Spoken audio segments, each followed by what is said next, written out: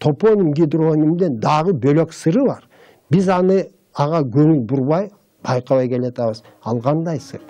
Балаларыбыз жөн эле койгон эмес да, жер суулардын аттары. Ошо жаратылыштын бир өзгөчөлүгүн чагылдырган ат менен койгон да. Ошону билгени менен.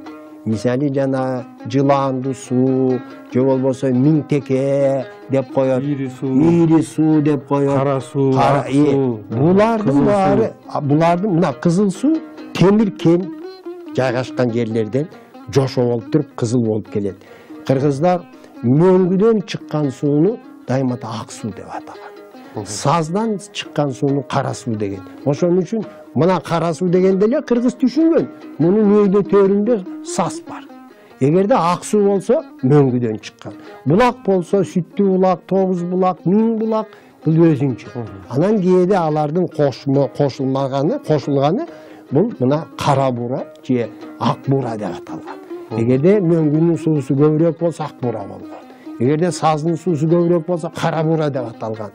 Демек, жер суулардын аттары менен кыргыз дароо билген.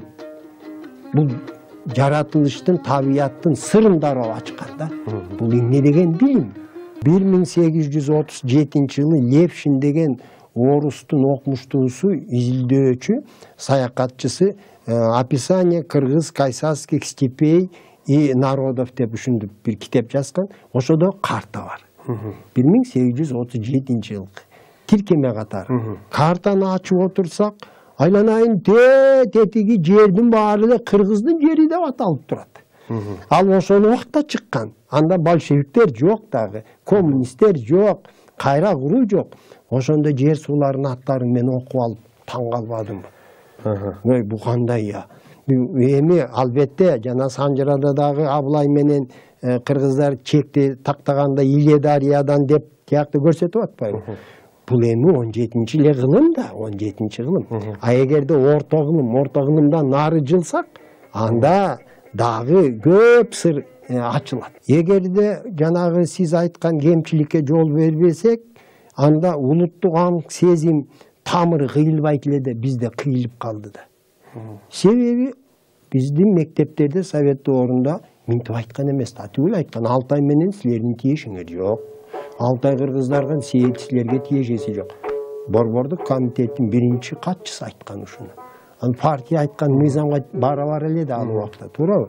Ошон үчүн балдардын өзүнүн улуттук эс тутуму таяна турган жер суулардын аттарын жашырып келген да.